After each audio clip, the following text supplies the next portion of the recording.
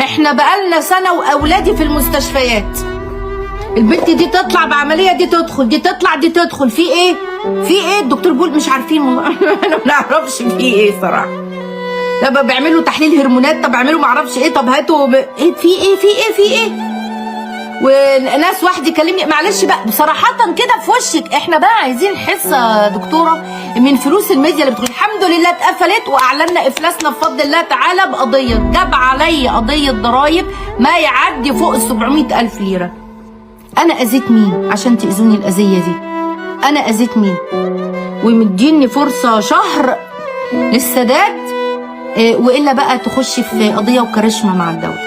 وعيب عيب عيب، انا بدعوكم في رمضان للاستغفار والتوبه لانكم اذيتوني. عيب عيب.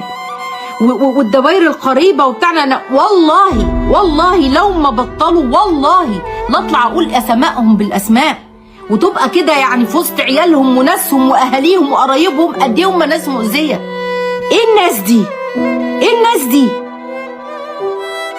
ايه الحقد ده؟ ايه الحسد بالطريقه وبالشكل ده؟ تسافروا سفري وتاخدوا اللي عندي، ويا رب اللي عندي يجي عندكم واللي يتمنى هذا الاذى. في ايه يا جماعه؟ في ايه يا جماعه؟ بالراحه خفوا علينا، انا عمري ما اذيت حد، تاذوني ليه؟ وفلانه اللي بتتكلم دي حسبي الله ونعم الوكيل. ليه كده؟ ليه كده يا جماعه؟